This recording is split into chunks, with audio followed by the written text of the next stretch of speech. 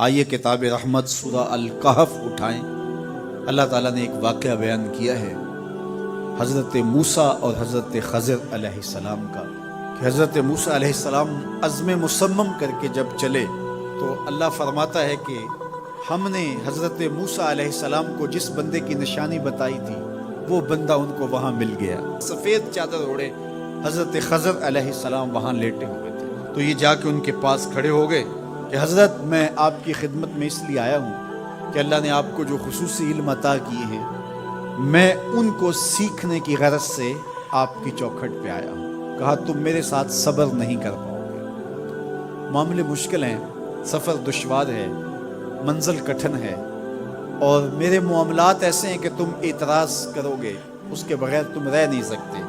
حضرت موسیٰ علیہ السلام نے کہا اگر اللہ نے چاہا تو آپ دیکھیں گے میں صبر کروں گا اور آپ کے کسی حکم کی کسی کام کی میں نافرمانی نہیں کروں گا، کسی کام کا انکار نہیں کروں گا۔ کہا کہ اچھا شرط یہ ہے کہ جو میں کروں اس پر تم اعتراض نہیں کرو گے، سوال نہیں کرو گے، یہاں تک کہ میں خود ہی نہ بتاؤں۔ تو کہا کہ یہ شرط ٹھہری، میں کوئی بات نہیں کروں گا۔ فانطلقا، دونوں چل پڑے، دریا کے پار جانا تھا۔ جو کشتی کا مالک تھا، کشتی بان تھا، وہ حضرت خضر علیہ السلام کو جانتا تھا تو اس نے کرایہ بھی نہیں لیا، لیکن جب کشتی پر سوار ہوئے تو عصا مار کے حضرت خضر علیہ السلام نے کشتی کا ایک پھٹا توڑ دیا۔ تو بے ساختہ حضرت موسیٰ علیہ السلام نے کہا آپ نے پھٹا توڑ دیا، یہ سارے ڈوب جائیں؟ کہا میں نے کہا تھا نا تم میرے کاموں پہ صبر نہیں کر پاؤ۔ تو حضرت موسیٰ کو یاد آیا، کہا میں بھول گیا تھا، اس پر مواخذہ نہ کیجیے۔ پھر دونوں چل پڑے، بچے کھیل رہے تھے، ایک خوبصورت لڑکا وہ بھی بچوں میں کھیل رہا تھا۔ حضرت خضر آگے بڑھے اور اس کی گردن مروڑ دی، اس کو قتل کر دیا۔ صاحب شریعت تھے حضرت موسیٰ علیہ السلام، نہ رہ سکے، پھر بول پڑے ایک جان کو بغیر کسی جان کے بدلے میں قتل کر دیا، اس نے گوایا کیا تھا ہمارا؟ آپ نے بہت ہی جو ہے وہ غلط کام کیا، یہ کام اچھا نہیں کیا آپ نے۔ کہا میں نے کہا نہیں تھا کہ تم میرے ساتھ صبر نہیں کر پاؤ گے۔ کہا ایک موقع اور دے دیجیے، اب اگر میں نے کوئی اعتراض اٹھایا تو پھر دوبارہ مجھے آپ اپنی صحبت میں نہ رکھیے، عذر تمام ہو جائے گا۔ پھر دونوں چل پڑے، یہاں تک کہ ایک بستی میں دونوں آئے تو آپ نے بستی والوں سے کہا کہ ہم مہمان ہیں، آپ ہماری مہمان نوازی کیجیے، کھانا کھلائیے۔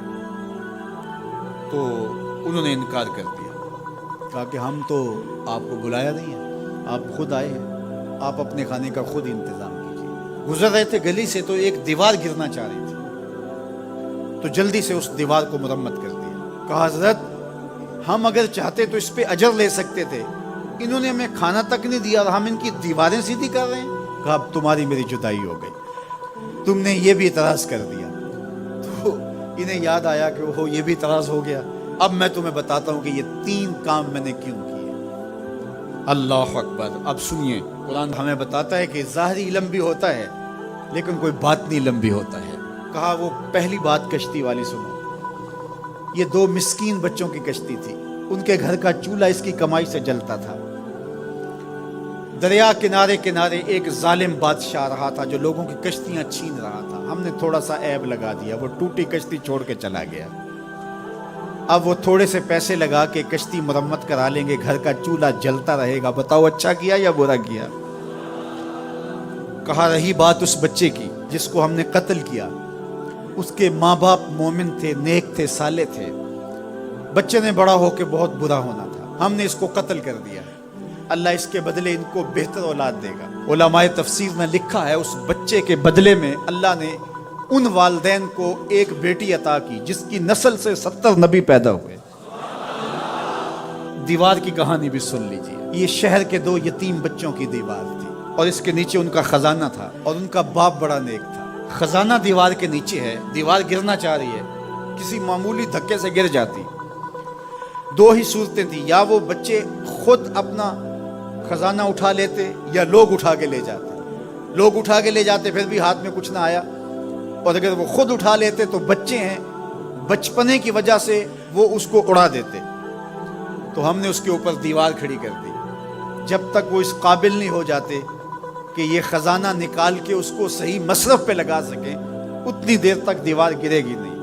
اللہ اکبر۔ وہ کسی وجہ سے دیوار قائم رہے گی، اور جب وہ اس عمر کو پہنچ جائیں گے جس عمر میں وہ اس خزانے کو سنبھال سکیں گے تو پھر دیوار خود بخود گر جائے گی اور یہ خزانہ نکال کر کے اپنے کام پہ لے آئیں گے۔ میں جب پہلی مرتبہ اس کو جو ہے وہ غور کے ساتھ تلاوت کیا تو مجھے یہ لگا کہ اس کا انطباق پاکستان کے حالات پہ بھی ہو سکتا ہے، اس لیے کہ یہ بھی یتیموں کا سرمایہ ہے۔ کتنے یتیم روتے بلکتے رہ گئے اور ان کے سر سے جو ہے وہ سائے اٹھ گئے اس وطن کے لیے، لیکن میرے مالک نے اس ملک کے خزانوں پر گہرے پہاڑ اور بڑی بڑی دیواریں کھڑی کر دی ہیں۔ جب تک یہ قوم بلوغت تک نہیں پہنچے گی اتنی دیر تک وہ خزانے ظاہر نہیں ہوں گے، اور جب یہ قوم اپنی بلوغت تک پہنچے گی، شعوری بلوغت، فکری بلوغت، علمی بلوغت، اور رب سے جو وعدہ کیا تھا پاکستان کا مطلب کیا، لا الہ الا اللہ، جب اس بلوغت تک یہ پہنچ جائے گی، اس وعدے کی تکمیل ہوگی، پھر رب دیوار ہٹا دے گا اور پاکستان کو اللہ اتنے خزانے دے گا اور پاکستان ایسا مالا مال ہوگا دنیا دیکھنے آئے گی انشاءاللہ۔ اس لیے رب نے دیواریں بنا کے رکھی۔ تمہارا باپ معین الدین چشتی بڑا نیک تھا، تمہارا باپ داتا گنج بخش علی حجویری بڑا نیک تھا، تمہارا باپ حضرت مجدد الف ثانی بڑا نیک تھا، ان کی وجہ سے میں دیواریں کھڑی کر رہا ہوں اور مضبوط حصار لگا رہا ہوں تمہارے خزانوں پر، اور وہ وقت آئے گا جب تم بلوغت کی عمر کو پہنچو گے، دیواریں ہٹ جائے گی اور تمہارا وطن زمانے پہ مہکتے پھول کی طرح اور چمکتے ستاروں کی طرح اور روشن آفتاب کی طرح چمکتا اور مہکتا دکھائی دے گا، اور زمانہ پاکستان دیکھنے آئے گا، پاکستان دنیا کی قیادت کرے گا انشاءاللہ۔ تو کہا یہ تعویل ہے ان باتوں کی جو باتیں میرے رب نے مجھے بتائی، اور یہ میں نے اپنی مرضی سے نہیں کہی، اور جو میں نے کیا اپنی مرضی سے نہیں کیا۔